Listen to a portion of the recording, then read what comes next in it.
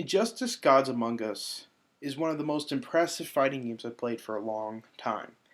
It's like they took everything I enjoyed about Mortal Kombat and made it better. Injustice has a very unique fighting mode that makes it different from Mortal Kombat. Unlike most new IPs or revised IPs or franchise IPs, um, Injustice isn't just the Mortal Kombat engine with a new skin thrown on. Although it's very similar to Mortal Kombat in a lot of ways, it has its really own unique identity. The health bar, for example, you get one continuous health bar. You get two rounds. Well, you don't have rounds in this game. That's one thing that's different from Mortal Kombat. You just have two continuous health bars. So once one health bar is knocked out, you move on to the second one, and that's it.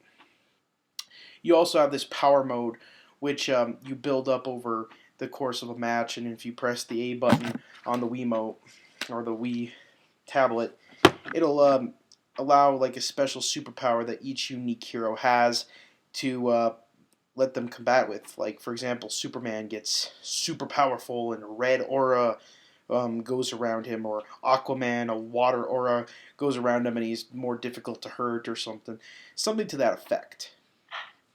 And that's really well done. I think that it adds interesting elements to the game. And one of the most interesting elements is that it takes something that's been a staple of the Mortal Kombat franchise, the interactive environments, and takes it to a whole new level by adding just you being able to interact with the environments by like grabbing items and throwing them at your enemies. It adds this whole new dynamic and sort of chess game element to the fighting game. For example, in the Fortress of Solitude laboratory level, there's this big spiky ball in the middle, and it's a race to whoever grabs that first and throws it at the enemy at the beginning of every match, every time you play on that level. It makes you want to know the stages. It makes you want to know the stages, which in Mortal Kombat and other fighting games, most stages are throwaway. I could care less which stage I'm at. It makes no difference to me. But more similar to Super Smash Bros. Brawl, stages in Injustice can decide the match. I know how, if you don't know the stage well, and I know the stage well, I can throw tons of missiles at you in this one stage, and then use a meat. Like there's one level with a giant pig, like a giant butchered pig on I don't know, on a pulley, and you could just throw it at him, throw it at him, throw it at him, throw it at him. If they don't know what to do, it could completely mess them up. And one thing I gotta say is, when it comes to accessibility, Injustice is also better. I mean, it has one of the most in-depth fighting game tutorials I've ever played. Now, most fighting game tutorials, they teach you the basics, maybe one or two combos, and that's it. However, Injustice goes into pretty much how to do every single one of the character's combos in great detail, and it makes sure not make sure it makes sure well yeah it makes sure you do them. It makes sure you know how to do them and that you do them, and it's really well done. I mean, I've played a lot of fighting game tutorials, but nothing as well done as Injustice. And that's saying a lot, because a lot of these fighting games nowadays, they assume that you're a fighting game fan, that you play fighting games all the time, and that you don't need a tutorial. But Injustice throws that out the window and says, nah, we better break it down people step by step, because it's a whole new engine and a whole new fighting arena, and it's completely different and it has characters. And let's talk about the story.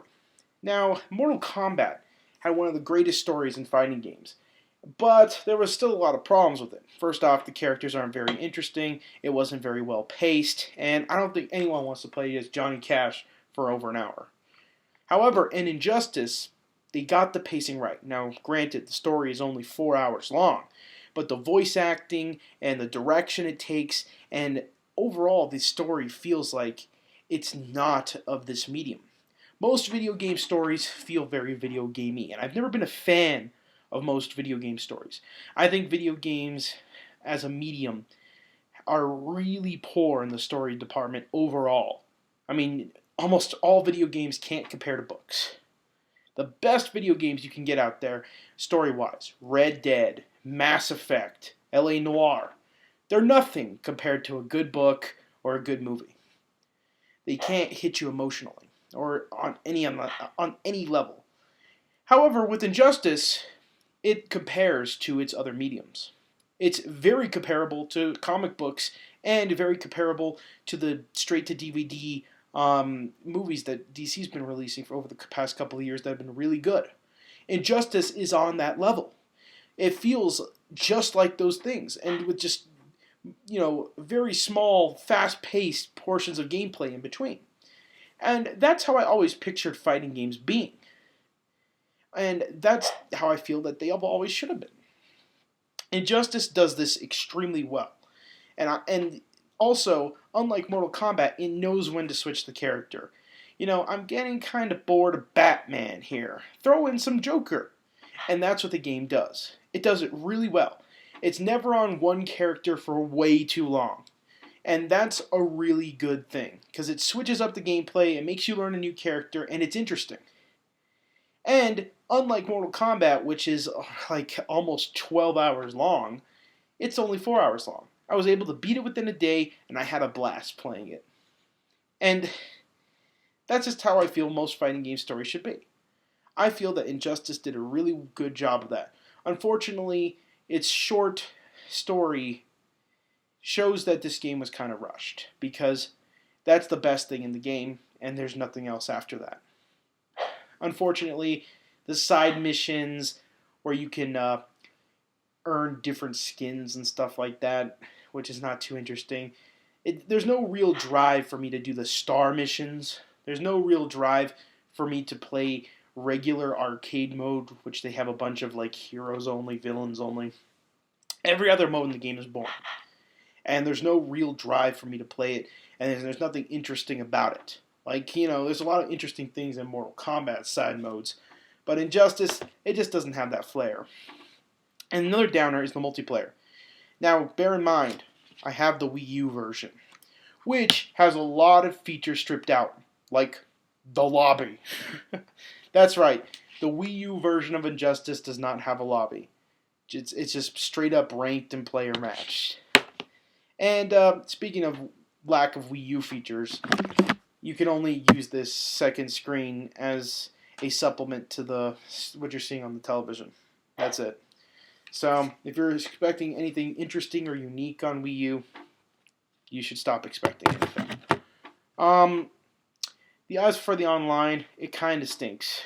Like, there is no lag, and the reason there's no lag is that as soon as the game starts lagging, it kicks the opponent, and the game's over. And then you go back to the 4 or 3 minute load time that it takes to get out of the match.